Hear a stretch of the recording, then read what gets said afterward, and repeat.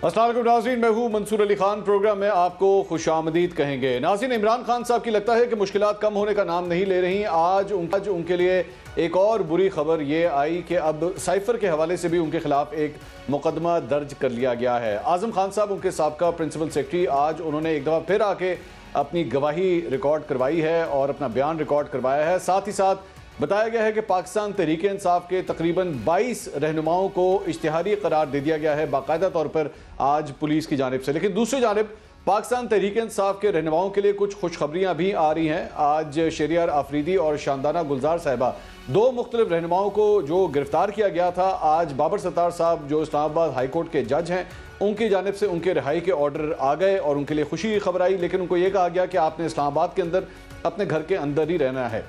आज जिस शख्सियत को हमने अपने प्रोग्राम में दावत दी है, वो शख्सियत भी बहुत देर के बाद दोबारा टीवी स्क्रीन के ऊपर, उनसे भी गुफ्तगू करेंगे। हमारे साथ मौजूद हैं पाकिस्तान तहरीक इंसाफ के रहनुमा सदाकत अली अब्बासी साहब और हमें ज्वाइन कर रही हैं मुस्लिम लीग नून की सीनियर रहनुमा अज़मा बुखारी साहिबा। दोनों मेहमानों को बहुत बहुत शुक्रिया। सदाकत साहब, सबसे पहले मेरा सवाल आपसे होगा, बड़ी देर कर दी मेहरबान आते आते, कहाँ थे आप इतनी देर? टीवी स्क्रीन से गायब क्यों रहे? जी बहुत शुक्रिया। हालात आपको पता ही हैं कि जिस तरह का फसायद का दौर 2 दिन पहले ख़त्म हुआ, एक पॉलिटिकल पार्टी जो इतनी पॉपुलर हो गई थी अवाम में और जमहूरी तरीके से इतनी मजबूत हो गई थी कि 14 पार्टियां मिलकर भी उसका मुकाबला नहीं कर सकती थी। इसलिए रो रो के इलेक्शन लेट कर करके तो बिलाखिर ये तहैया किया कि इस पार्टी को तोड़ने की कोशिश करनी है। तो अब पार्टी को तोड़ने की कोशिश में मैं गो के किसी मुकदमे में मेरे पे FIR नहीं थी, लेकिन मुझे 7 दफा पुलिस ने मेरे घर पर रेड किया। एक दफा तो मेरी वालदा जो 72 साल की है उनको धक्के मारे गए। मरी पुलिस आई मेरे गांव में जहां मैं कभी नहीं रहा। मैं पिछले 30 साल वहां एक रात भी नहीं रहा। रात को 2 बजे आई और मेरी वालदा वहां मौजूद थी, 72 साल उनकी एज है, और वहां मेरे रिश्तेदार थे, उनको मारा। जाहिर है मुझे ढूंढ रहे थे, पकड़ रहे थे कि इनको शायद मेरा मुकाबला नहीं कर सकते मेरे हल्के में। तो ये वजह थी। फिर पुलिस से बचते बचाते अभी तक आज हिम्मत की आपके शो में आने के लिए, अल्लाह खैर ही करे। तो बहरहाल 9 मई को शायद मैं चंद लोगों में से था जो बड़ा वाजे आके मैंने तकारीर की। जब लोग निकले, इमरान खान की गिरफ्तारी पे पब्लिक निकली, तो मैंने जगह जगह तकरीरें की, इमरान खान साहब का पैगाम दिया कि किसी आदमी ने भी, जो आदमी भी कोई पुरतशद्दुद कार्रवाई करेगा उसका PTI से कोई ताल्लुक नहीं है। इमरान खान साहब का हुक्म है कि आपने प्रोटेस्ट करनी है पुरअमन। इसके बावजूद भी जाहिर है जब इनका लीडर नवाज शरीफ हो और यहाँ हुकूमत शहबाज शरीफ की हो जिसने 6% ग्रोथ को 0 कर दिया, 12% महंगाई को 50% कर दिया, पाकिस्तान की चलती चलती मैशत को 0 कर दिया, 16 अरब के जो असासे थे, जो रिजर्व थे, वो 3 अरब पे ले आया, और बिल्कुल जब फारिग हो गए इन्होंने तैयार कर लिया कि मेरे जैसे कारकुनों को पकड़ना है। तो बहरहाल हम मुकाबला कर रहे हैं इन चोरों डाकुओं का, इनकी फसायत का, और मौजूद है। अच्छा, लेकिन सदाकत साहब, यहाँ पे एक सवाल बनता है कि ये जो कुछ भी हुआ है, आपके घरों पे छापे मारे गए या दीगर पाकिस्तान तहरीक इंसाफ के रहनुमाओं के साथ जो कुछ भी हुआ है, आप शहबाज शरीफ साहब की हुकूमत को इसका जिम्मेदार ठहराते हैं? देखिए ना, ये शहबाज शरीफ साहब की हुकूमत इसकी बेनिफिशरी थी। ये तो आपको पता है, जब हमारी हुकूमत आई तो अगले साल ही ये जाके वो बिहाइंड द सीन्स ये जो हमने कहा था कि शहबाज शरीफ को चेरी ब्लॉसम कहना शुरू हो गए थे, तो इन्होंने बूट पॉलिश करना शुरू कर दिए थे आगे पीछे और डीलें करना शुरू कर दी थी। तो ये तो ख्वाजा आसिफ साहब मानते हैं कि हमने पहले साल ही। तो बहरहाल ये बेनिफिशरी थे। इन्होंने PTI को क्रश करने में, हमारे सामने तो यही है। अब पीछे कोई है तो मेरे पास तो, मुझे तो कोई और नहीं पकड़ने आया, मुझे तो पुलिस पकड़ने आई है, और मुझे पता है पुलिस जो है वो किसके नीचे है। बाकी अगर कोई है तो मैं तो सामने देखता हूं कि ये सुबह शाम ये यही नजर आ रहे हैं, और बड़ी वाज़ेह है कि इन्होंने हुकूमत चेंज करवाई और उसके बाद आज ये मुंह की खा के आज ये इस कदर जलील हो गए कि पब्लिक के सामने आ नहीं सकते। और मुझे मौका मिला है मैं मजम्मत कर दूं इनकी उस डील के जिसके तहत आज फिर इन्होंने पेट्रोल और डीजल महंगा किया, बिजली महंगी की, और गरीब को इन्होंने मार दिया। हाँ, अपने लिए शहबाज शरीफ ने अपना बच्चों वाला वो जो मकसूद चपरासी वाला 16 अरब का केस था वो माफ करा लिया। नवाज शरीफ साहब भी जो भागे हुए थे लंदन में घूम फिर रहे थे उनके भी केसेस माफ हो गए। इनको 1100 अरब रुपए के केसेस माफ हो गए। गरीब का, आम बंदे का, पाकिस्तान की मईशत का इन्होंने बरकत निकाल दिया है। और एक ही तरीका है कि औरतें जवाब लेते हैं। बंदे पकड़ो। अज़मा बुखारी साहबा इसका जवाब देना चाहेंगी, इनसे जवाब लेते हैं। अज़मा बुखारी साहबा, आपने ये सारी रुदात सुनी है, किस तरह घरों के ऊपर छापे मारे गए जबकि सदाकत अली अब्बासी साहब का नाम किसी भी मुकदमे में नहीं है। आज इस्लामाबाद हाई कोर्ट ने भी बड़े सख्त अल्फाज में बल्कि तौहीन अदालत की कार्रवाई शुरू करने का जो है वो इंदिया दिया है आज जज साहब की जानिब से। और शंदाना गुलजार साहबा को जिस तरह उठाया गया और इसके साथ साथ शहरियार आफरीदी साहब को वो रिहा होते थे फिर गिरफ्तारी, रिहा होते थे फिर गिरफ्तारी, अली मोहम्मद खान साहब को इसी तरह 8 दफा गिरफ्तार किया गया। ये सारे के सारे इल्जाम आपकी हुकूमत के ऊपर आ रहे हैं। बहुत शुक्रिया मंसूर साहब। कमाल बात यह है कि जिनको जो है वो पुलिस GHQ पर हमला करने के इल्जाम में, मतलब कमाल बात यह है कि अभी भी वही डिटाई का आलम है और अभी भी ना कोई शर्मिंदगी है, ना किसी किस्म का कोई जो है वो पछतावा है कि हमने क्या किया है। अभी भी वही डिटाई है। GHQ पे हमले में मौसूफ जो है वो मरकजी मुल्जिम है। मेरी इत्तला मुताबिक, अगर मैं गलत नहीं हूं तो कम से कम 3 FIR हैं मौसूफ के ऊपर, जो यहाँ बैठकर दूसरों को जलील कह रहे हैं। जलील तो फिर वो लोग हैं ना जिन्होंने IMF का प्रोग्राम तोड़ा, पहले तो साइन किया फिर वो तोड़ा, और अब भी जब IMF जो है सारे लोगों से साइन करा के सियासी जमातों से उनको साइन कराने पड़े क्योंकि वो रियासत पाकिस्तान पर ट्रस्ट करने के लिए तैयार नहीं थे। जलील वो लोग हैं। और जलील वो लोग हैं जो अभी भी जो है अमेरिकन कांग्रेसमैन के सामने जाके कहते हैं आपने पाकिस्तान को पैसे क्यों दिए, आपने IMF का मुआहदा क्यों होने दिया, आपने पाकिस्तान के पैसे रोक लेने थे। जलील वो लोग हैं जो कहते हैं कि रेवेन्यू जो है वो मत भेजो, पाकिस्तान को तस्वीराते ज़र जो है वो ना भेजी जाए ताकि पाकिस्तान का नुकसान हो। और जलील वो लोग हैं जो पाकिस्तान के अंदर सैलाब भी आया था तब भी पैसे रोक रहे थे। और जलील वो लोग हैं जिन्होंने मुल्क के ऊपर हमला किया बाकायदा एक प्लानिंग के तहत। अब मुझे बताएं, जाज चौधरी जो सेलिब्रेट कर रहे थे बेटे के साथ, हमने कोर कमांडर है, उसमें कुछ नहीं छोड़ा, उसका PTI से कोई ताल्लुक है? यास्मीन राशिद जो सबको बलवा कराने के लिए लेके गई थी उसका कोई ताल्लुक है? कमल शोजब की एक तकरीर मौजूद है। आज तुम लोगों ने जो है वो हमला ना किया और आज जो तुम लोग ना निकले तो जो है वो तुम लोगों के साथ बहुत बुरी हो जाएगी, वो उसका कोई ताल्लुक है? आलिया हमजा PTI से है। ये शहरियार अफरीदी ने कहा हम बार बार GHQ पे जाके हमने जो है वो छावनियों पे हमले करेंगे। उनको जो है वो आज बाबर सत्तार साहब को उनके फंडामेंटल राइट्स याद आ गए, लेकिन उनको ये याद नहीं आ रहा कि जो अगर जो है वो पहुंच सकते हैं ना GHQ तक और छावनियों तक और फौजी तनसीबात तक, जो शोधा को नहीं बख्शते वो आपको भी नहीं बख्शेंगे। आप खुशकिस्मत लोग हैं कि आपकी जजिस कॉलोनी जो है वो महफूज है। अभी वहां पर अगर हमला होता तो आपको पता चलता। शंदाना गुलजार ने कहा है पाकिस्तान तब है जब इमरान खान है, वरना पाकिस्तान नहीं है। मुझे बताइए, ये सब है PTI के? इनके सबका ताल्लुक है? फिर खुद सबसे बढ़ के इमरान खान है PTI का, जिसने 1 साल बकायदा वो जो है वो मीर जाफर, मीर सादत, इनको छोड़ेंगे नहीं, इनके घरों में घुस जाएंगे, ये चौकीदार है, ये फलाने हैं, ये डटी हैरी है, ये क्या क्या नहीं कहा, क्या क्या कैंपेन नहीं की। और आज दूसरों के बच्चों को आगे लगा के खुद छुप के बैठ गए। बाहर निकलते क्यों नहीं हो? क्यों अपनी वालदा को मुसीबत में डाला हुआ है? बहुत शौक था ना इनकलाब लाने का, तो आओ फेस करो आके। अपनी वालदा को मुसीबत में क्यों डालते हो? अपने रिश्तेदारों को मुसीबत में क्यों डालते हो? फिर इतना जिगरा होना चाहिए कि बंदा, मैं औरत हूं, मैं जाके पुलिस वालों के सामने कहती हाँ खड़ी हूं, आ जाओ। और तुम लोग जो है वो चूहों के तरह छुप रहे हो और हमें बता रहे हैं, हमें कह रहे हैं हम जलील हैं, हम फलाने हैं। अल्लाह की शान है कि जिन लोगों ने इस मुल्क के पल्ले कख नहीं छोड़ा, जिन्होंने इस मुल्क की तबाही बर्बादी कर दी, वो आज भी आकर जो है वो लोग जो है वो दूसरों को भाषण दे रहे हैं, दूसरों को जो है वो चोर डाकू कह रहे हैं। वो चोर डाकू मैं जवाब ले लूं। जेल के अंदर। सदाकत साहब, ये सारी गुफ्तगू आपने सुनी। एक तो अज़मा साहिबा, मैं जरा क्लियर कर, अज़मा साहिबा आपने सदाकत साहब के बारे में कहा कि इनके खिलाफ 3 FIR कटी हुई है, ये जरा क्लियर कर दीजिए।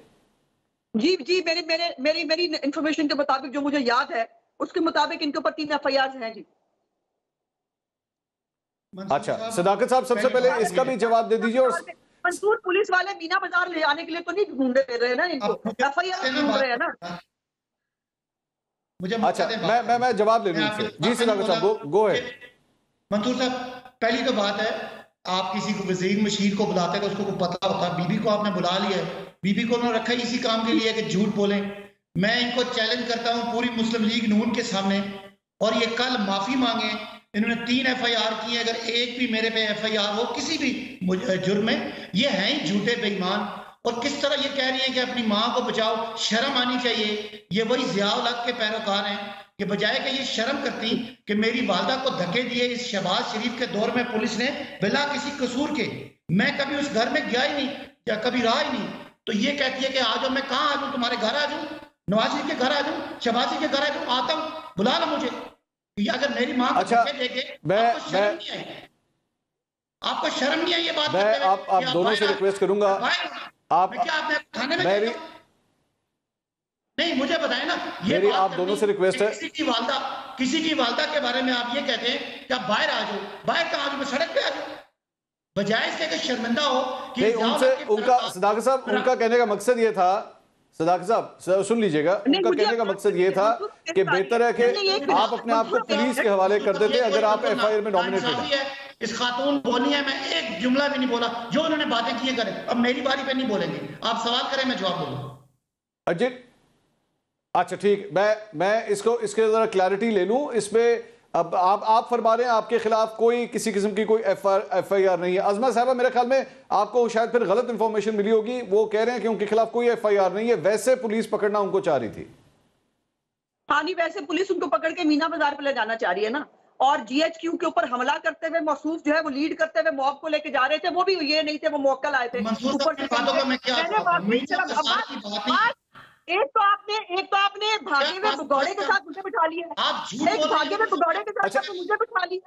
एक एक करके बात कीजिए प्लीज। शहरी हूँ मैं, भगौड़ा नहीं हूँ मैं, जो है वो पुलिस से भागती नहीं फिर रही, और मैंने वाकई आपको पाकिस्तान का सबसे बड़ा पुलिस से भागा है, अदालत से भागा है, आप कैसे बात कर सकती है? मुझे एक मिनट सदाकत साहब, एकदम जरा उनको बात कंप्लीट करने दे, फिर मैं आपको मौका देता हूँ। आप कैसे बात कर सकती हैं? मैं सदाकत साहब उनको बात कंप्लीट करने दें, उनको बात कंप्लीट करने दें। जी अजमा साहब आप अपनी बात प्लीज कंप्लीट कीजिए। अगर तमीज से बात होगी तो बात होगी। मंसूर साहब, मुझे भगोड़ा कहा। जी जी मंसूर, आप किससे बात कर रहे हैं? मैं सदाकत साहब आ रहा हूँ आपके पास, मैं आ रहा हूँ आपके पास सर। मंसूर साहब, मुझे उन्होंने भगोड़ा कहा, किसी मुकदमे में मैं मतलूब हूँ, तो मैं समझे मैं भी भगोड़ा हूँ, मैं भी नवाज शरीफ हूँ। नवाज शरीफ इस मुल्क का। अच्छा चले सर, एक मिनट सदाकत साहब अजमा साहिबा को बात कंप्लीट करने दें सर। एक एक करके बात करेंगे तो लोग समझ सकेंगे, वरना नहीं समझ सकेंगे। माफी मांगने की बजाय डिटाई से आके लेक्चर दे रहे, वाकई शर्म आनी चाहिए। अच्छा चले, आ गया अजमा साहिबा, आपकी बात आ गई। इश्तिहारी है कि नहीं है मुझे बताएं आप। हमारा इमरान अजमा साहिबा, नवाज शरीफ को क्या हुआ, क्यों भागा हुआ है, बताएं जरा।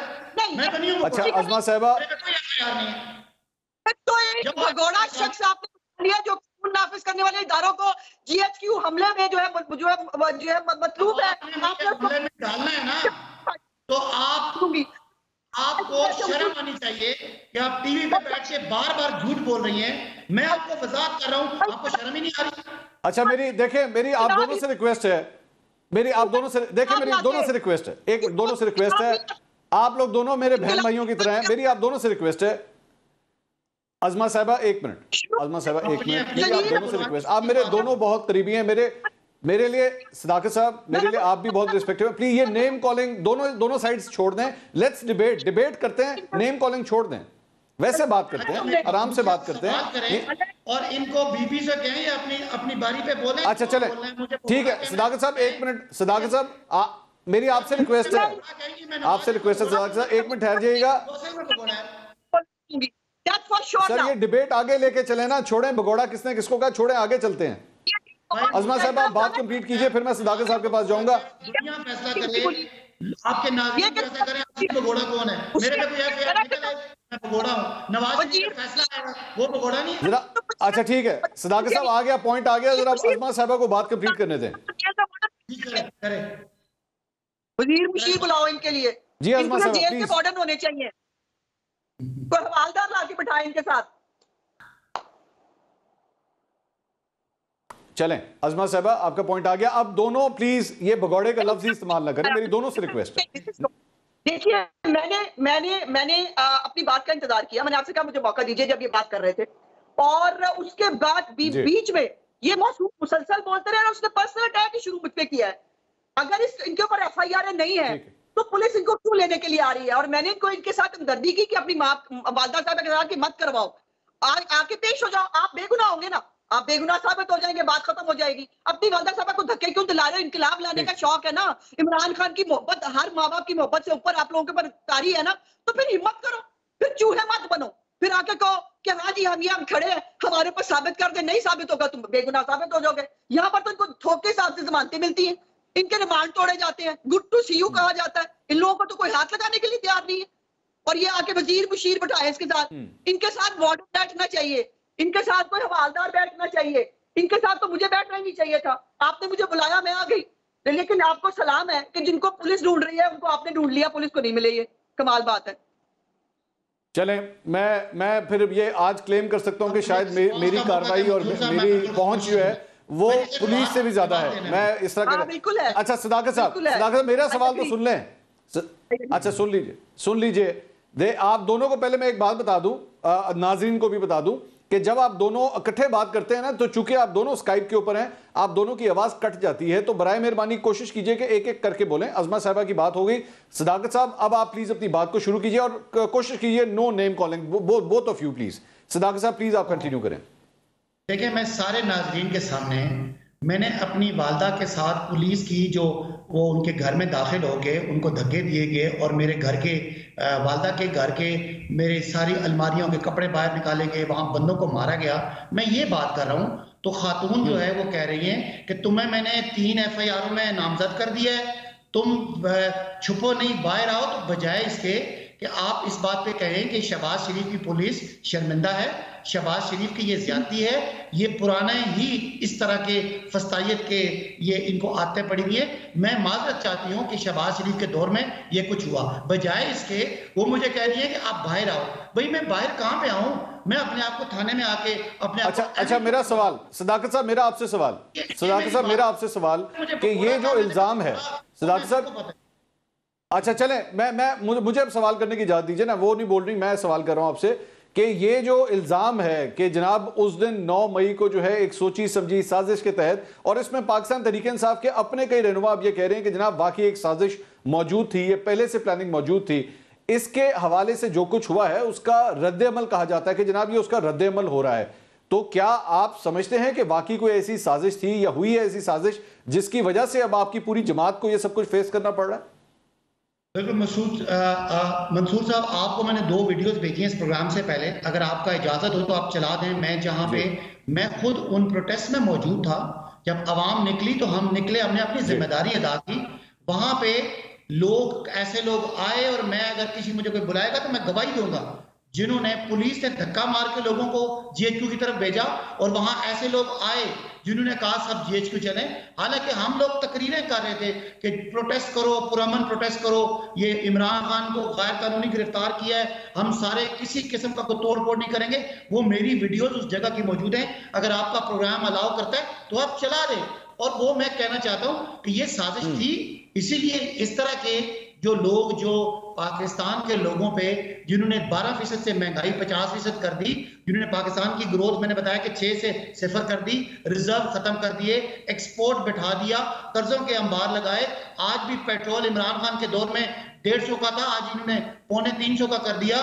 डॉलर इमरान खान के दौर में 172 का था, 180 का था, आज 300 का मिल रहा है। इनके पल्ले क्या है? इनके पल्ले ये था कि नवाज शरीफ शहबाज शरीफ ने लूटा हुआ था, उसका इनको NRO चाहिए था। उस NRO के बदले आपने NRO लिया, मजे कर लिए। अब आप मेरे पे FIR कराओगे, इमरान खान को अंदर करोगे। एक झूठे केस में इमरान खान ने खाना नंबर 3 में नहीं लिखा, 4 में लिखा। ये तो कहते थे इमरान खान ने कोई करप्शन पकड़ी गई है।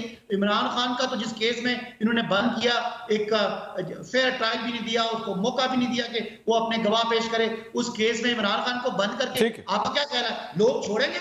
ये नवाज शरीफ शहबाज शरीफ एक दफा पब्लिक में मुझे इजाजत दीजिए, मैं सवाल करने की इजाजत दीजिए। अजमा साहिबा इनको छोड़ दें, ये 3 साल इलेक्शन नहीं कराएंगे। इनको सियासी मौत पड़ती है अवाम को देखने के लिए। 15 मई का इलेक्शन से भागे, अभी भी ये अच्छा। बहाने करके भाग रहे हैं। क्या वजह है? इमरान खान जेल में है और नवाज शरीफ लंदन में उससे कपकपा रहे हैं, इसलिए इलेक्शन नहीं करवा रहे।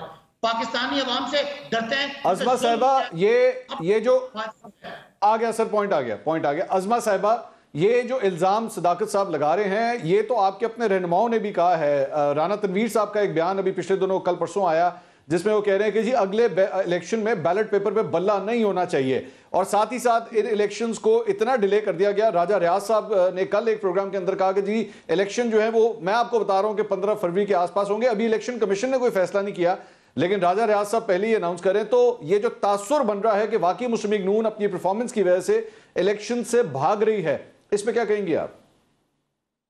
देखिए, पहली तो बात यह है कि जिन लोगों ने आईएमएफ का प्रोग्राम करके पाकिस्तान को डिफॉल्ट के जो है दहाने पे पहुंचा दिया, जिन्होंने पाकिस्तान की तारीख का 75 साल का जो है वो कर्जा एक तरफ और इनके 3 साल का कर्जा एक तरफ, वो कर लिया, जिन्होंने हजारा कहां से कहां पहुंचा दिया, वो तो हमें भाषण ना दें, उनसे तो हमने मईशत सीखनी नहीं है। वो अपनी मईशत तो अपने जेब में रखें। दूसरी बात जहां तक ये है कि पीटीआई जो है वो अगर तो एक दहशतगर्द जमात है जो उसने दहशतगर्दी करके दिखाई है, तो दहशतगर्दों का तो ज़ाहिर इलेक्शन में कोई लेना देना नहीं होता, लेकिन जिन्होंने दहशतगर्दी नहीं की उनको बिल्कुल इलेक्शन लड़ने का हक होना चाहिए और वो इलेक्शन लड़ेंगे। लेकिन जो दो एक बातें बड़ी अजीब, मतलब मुझे उसको जरूर रिस्पॉन्ड करना है कि ये कितना इत्तेफाक है ना कि इमरान खान खुद कह चुका है कि मुझे जिस तरह से अरेस्ट किया गया था, फिर वो जो है मेरे लोगों का रिएक्शन आना था, फिर उन्होंने छावनियों की तरफ ही जाना था ना।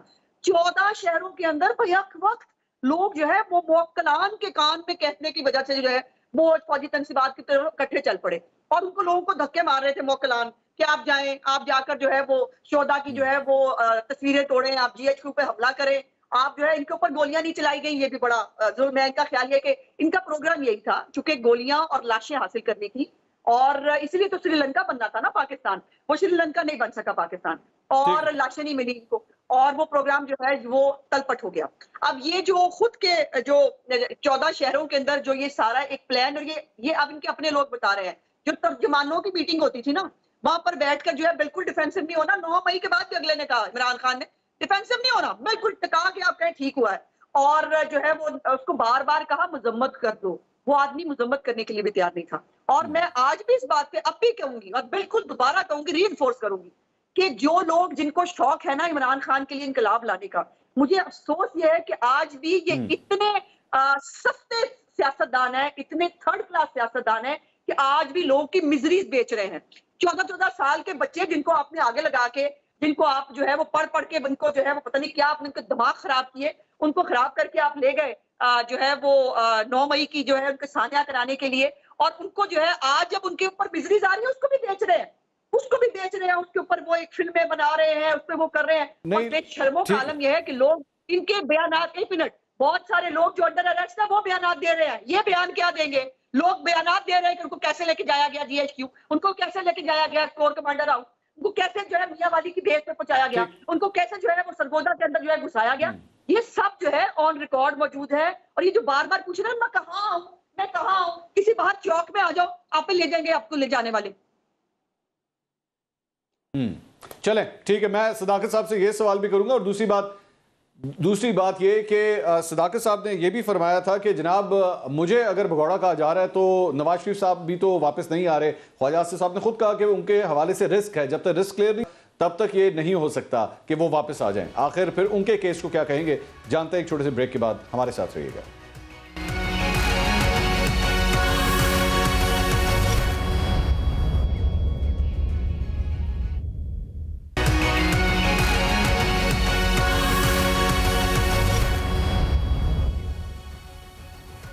नाज़रीन, welcome back after the break. हमारे साथ पाकिस्तान तहरीक इंसाफ के रहनुमा सदाकत अली अब्बासी और मुस्लिम लीग नून की रहनुमा अज़मा बुखारी साहिबा हमारे साथ मौजूद है। अज़मा साहिबा, जरा इस सवाल का भी जवाब दे दीजिए। सदाकत साहब ने कहा था कि जनाब मुझे तो ये कहा जा रहा है कि ये भगौड़े हैं, लेकिन नवाज शरीफ साहब जो बाहर गए बीमारी का कह के वो वापस नहीं आए, और असल हकीकत ये है कि रिस्क एक मौजूद है पाकिस्तान में जिसकी वजह से वो वापस नहीं आया। तो बीमारी का तो एक्चुअली इतना मसला नहीं था, तो उनको किस नाम से पुकारा जाए, उनके केस को आप किस तरह डिफेंड करेंगी?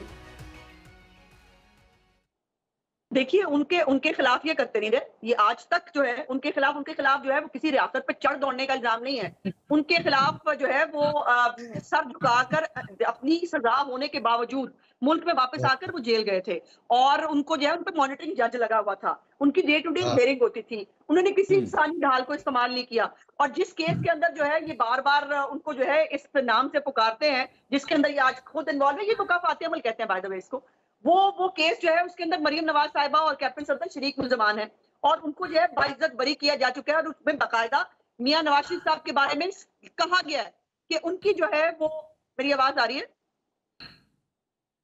जी आ रही है, आप बोलिए। मेरी आवाज आ रही है?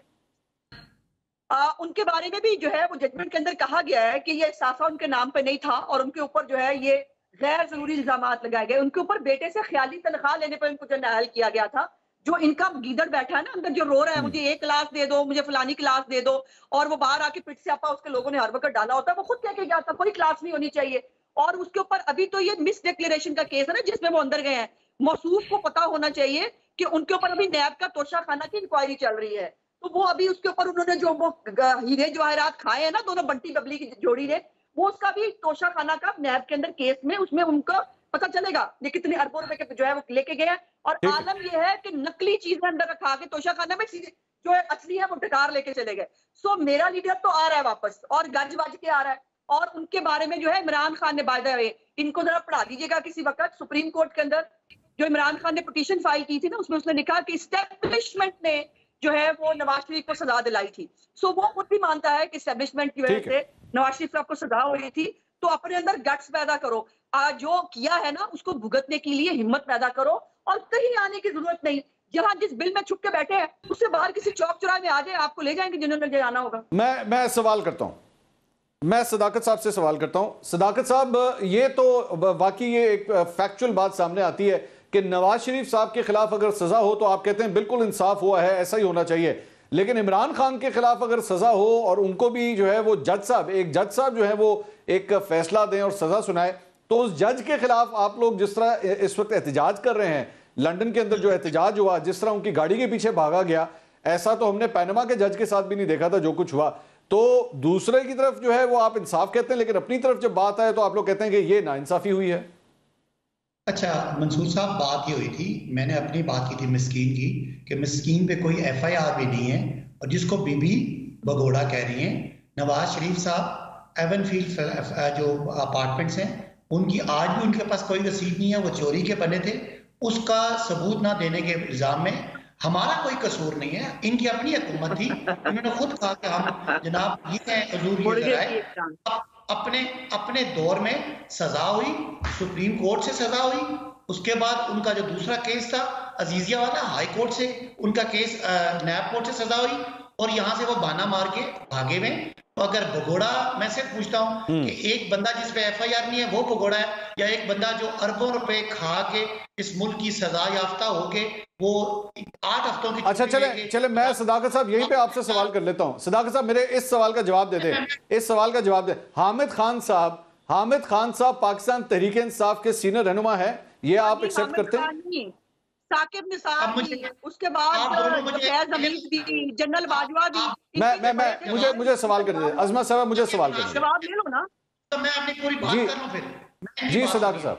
नंबर 2, इन्होंने कहा कि जनाब हमने कुछ कर्जे चढ़ाए, तो मैं रिकॉर्ड पे बात कर रहा हूँ, इनकी तरह मैं बोंगी नहीं मार रहा, रिकॉर्ड पे बात कर रहा हूँ।